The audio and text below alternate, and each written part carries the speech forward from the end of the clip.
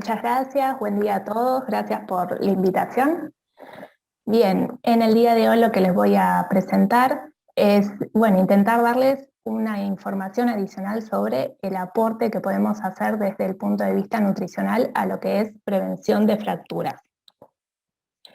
Para comenzar con, resaltando quizás lo más importante, que muy bien lo ha dicho el doctor Ariel Sánchez, vamos a remarcar que la malnutrición es un factor de riesgo modificable para el desarrollo de fracturas, así como también es una limitante para lo que es una recuperación funcional tras la misma.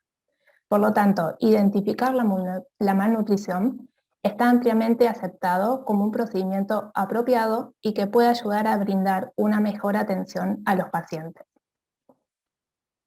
¿Cuál es la relación entre el estado nutricional y cuáles son los resultados clínicos?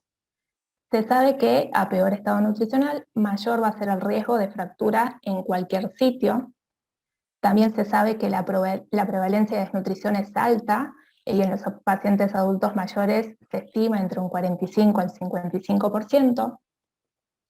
Y la desnutrición y la fragilidad aumentan las tasas de complicaciones. Esto sería alteraciones en la cicatrización de heridas, menor resistencia a las infecciones, mayor tasa de hospitalización, disminución a la tolerancia del estrés quirúrgico, movilización reducida que va a prolongar la recuperación, pero principalmente se sabe que conlleva a la muerte y es un factor independiente justamente de mortalidad. Los pacientes con fracturas van a experimentar múltiples problemas nutricionales que se van a solapar, y entre ellos podemos mencionar a la malnutrición, a la sarcopenia, a la osteoporosis y a la fragilidad. Y todos estos factores, al solaparse o superponerse, van a acentuar lo que son las complicaciones. Entonces, para poder distinguir correctamente, vamos a mencionar algunas entidades nutricionales. Nos vamos a referir a malnutrición, aquel estado patológico que va a implicar un desequilibrio de nutrientes, de calorías o proteínas, ya sea por exceso o por déficit en relación a los requerimientos nutricionales. En cambio, desnutrición va a ser principalmente a lo que es déficit de calorías o proteínas, ya sea por ingesta insuficiente o por alteraciones en la absorción, y se va a acompañar de una disminución del peso que en líneas generales se acompaña con una disminución de masa muscular junto o no con masa grasa. Y finalmente resaltar la importancia o conocer correctamente el término de sarcopenia, que a lo que nos hace referencia es una disminución de la fuerza muscular junto con masa muscular y la posibilidad también de tener una capacidad funcional reducida. Y aquí vamos a hablar un poquito sobre obesidad sarcopénica, en donde puede convivir esta entidad de sarcopenia con un exceso de grasa, y esta obesidad lo que va a hacer es exacerbarla, porque al aumentar la infiltración grasa al músculo, vamos a reducir la función física y vamos a aumentar también el riesgo de mortalidad. Dado que esta sarcopenia no puede identificarse con un índice de masa corporal bajo, entonces muchas veces van a pasar por alto, y en especial por el fenotipo que tiene el paciente. Acá lo que les quería ejemplificar un poco es que la reducción de la ingesta o la alteración de la ingesta va a deberse a muchos factores, ¿sí? Es de origen multifactorial, y entre ellos podemos mencionar alteraciones en las elecciones alimentarias, podemos mencionar pérdida de piezas dentarias o alteraciones sensoriales. También influye el aislamiento o la falta de una red de contención o algún cuidador, y efectos adversos de medicamentos. A esto le podemos sumar justamente los desafíos del confinamiento, que han sido elecciones alimentarias quizás no las más saludables, a la falta de asistencia familiar o incluso la inmovilización o el estar más tiempo quieto en casa. Entonces, estas alteraciones en la ingesta se traducen en déficit de calorías y de proteínas que contribuyen a la fisiopatología de las fracturas. ¿Cuáles son los principales mecanismos? Sencillamente una pérdida de fuerza y de masa muscular, van a llevar a un aumento del riesgo de caídas, así como también la baja densidad mineral ósea va a reducir la resistencia del hueso al trauma, y esto aumenta el riesgo de fractura. Con esta imagen lo que trato de representar es que nosotros solemos poner foco o observar principalmente lo que es el peso corporal o el índice de masa corporal, ¿sí? Pero tengamos en cuenta que en estos adultos mayores, como decíamos, puede haber un aumento de la masa grasa y una disminución de la masa muscular, y esto nos va a llevar a valores elevados de índice de masa corporal cuando podemos enmascarar la presencia de sarcopenia. Por lo tanto, es importante conocer la composición corporal del paciente, de ser posible distinguir entre masa muscular y masa grasa, así como también tener en cuenta la pérdida de peso involuntaria. Como dato adicional, en lo que es la encuesta nacional de factores de riesgo, la última que se hizo, se conoció que un 70% de la población adulta mayor de 65 años cursa con sobrepeso u obesidad. En este cuadro lo que podemos observar es la importancia de conservar una masa muscular. Nos encontramos aquí con un esquema que orienta sobre cuál es el impacto de la pérdida de la masa muscular en un 10, 20 o 30% sobre la aparición de complicaciones que les mencionaba antes, como pueden ser alteraciones de la inmunidad, retraso de la cicatrización, debilidad, e incluso el mayor riesgo, que es el aumento del riesgo de mortalidad. Por lo tanto, el primer paso que debemos hacer en todo proceso de evaluación de intervención nutricional es la evaluación del estado nutricional, que consiste en conocer cómo se encuentra el paciente actualmente. A partir de estos resultados, a través de un diagnóstico nutricional, como les decía antes, que puede ser de malnutrición, desnutrición o sarcopenia, podemos pronosticar la evolución y vamos a dirigir las intervenciones nutricionales puntualmente a aquellos que las requieren, orientando todos los recursos con los que contamos hacia los que lo requieren. Es muy importante que esta evaluación nutricional sea lo más precoz posible para que las intervenciones que yo realice sean oportunas. ¿Cuáles van a ser las herramientas que vamos a contar para hacer esta evaluación nutricional?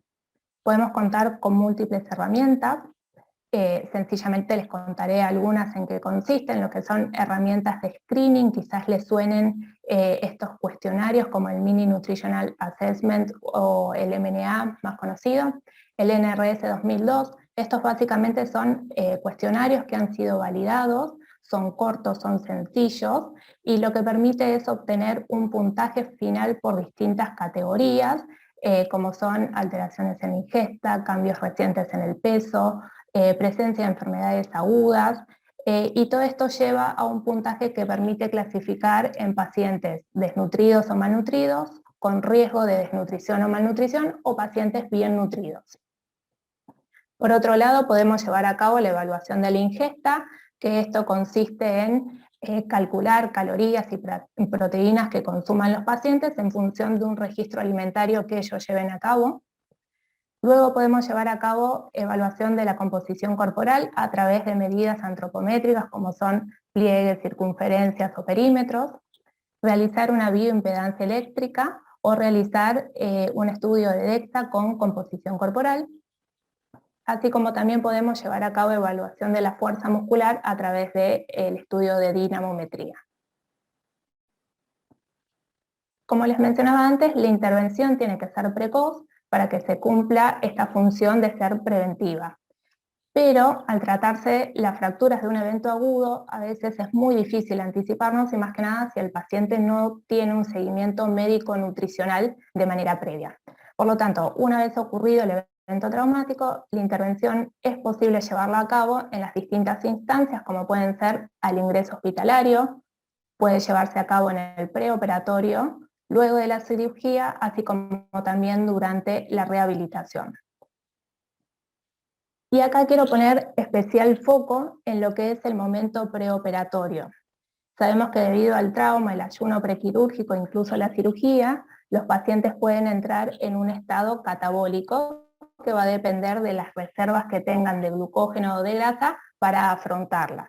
Por lo tanto, intervenciones que impliquen la utilización de suplementos nutricionales orales antes de la cirugía pueden ayudar a contrarrestar este catabolismo, favoreciendo el anabolismo y ayudando con un aporte suficiente de hidratos de carbono a disminuir la insulinoresistencia.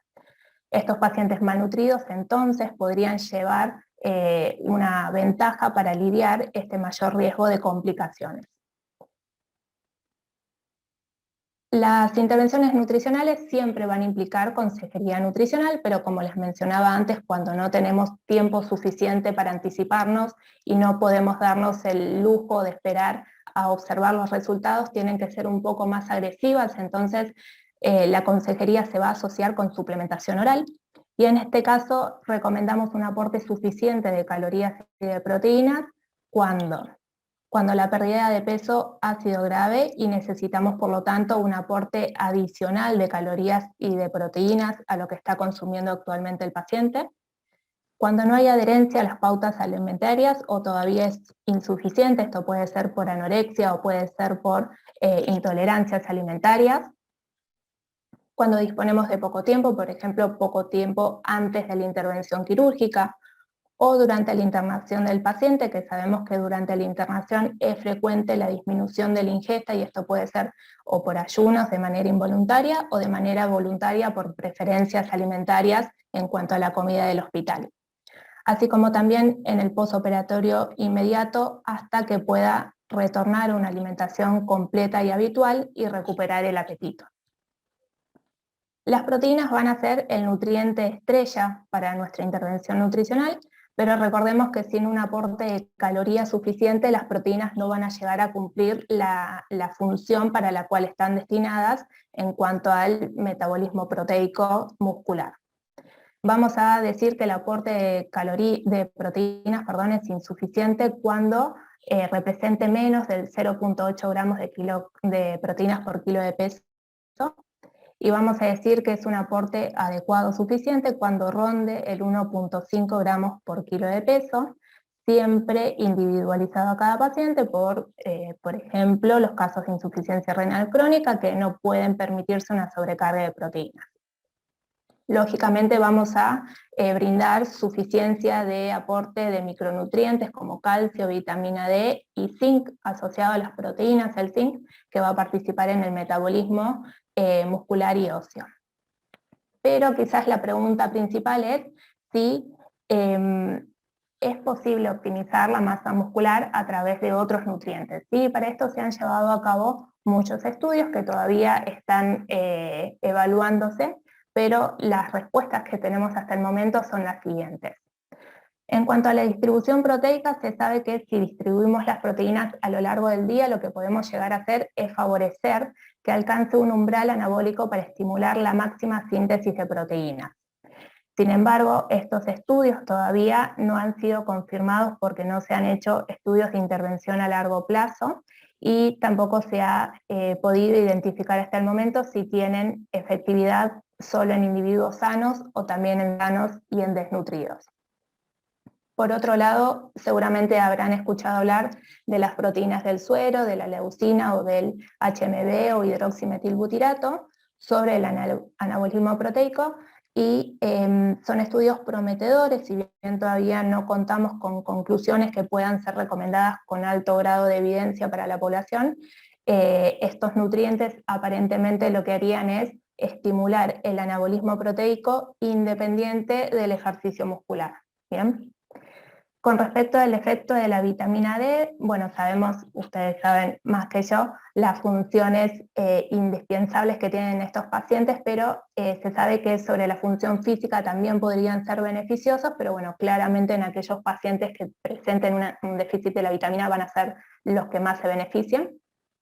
Y con respecto a los ácidos grasos omega 3, pueden tener un impacto positivo en lo que es rendimiento físico, en lo que es fuerza muscular y masa muscular en los adultos mayores, e incluso estos ácidos grasos podrían tener el efecto por sí solos y no combinados junto a otros nutrientes. ¿Bien? Pero como les decía antes, los resultados heterogéneos todavía no permiten que se establezcan métodos estandarizados que permitan la recomendación puntual de estos nutrientes o de estas estrategias. Lo que sí se sabe y lo que las guías nutricionales internacionales recomiendan es la utilización de suplementos nutricionales orales completos, es decir, calorías, proteínas, hidratos y grasas, en todos los pacientes posoperatorios de fractura de cadera. Lo más importante quizás a recalcar aquí es que la evidencia sostiene que la ingesta suficiente de calorías con un aporte de proteínas diarios van a tener su efecto siempre y cuando lo acompañemos con actividad física o ejercicio físico. Esta combinación es la más eficaz para mantener o recuperar la capacidad funcional y preservar sobre todo la masa muscular. Entonces, a modo de conclusiones, lo que les quiero resaltar es que es importante detectar de manera precoz la malnutrición, la desnutrición y la sarcopenia en función de lo que he hablado en el día de hoy. Que la pérdida de peso no intencionada, que la disminución de la ingesta son indicadores sensibles que nos tienen que prender una alarma más allá de lo que es el índice de masa corporal que puede esconder esta posible sarcopenia.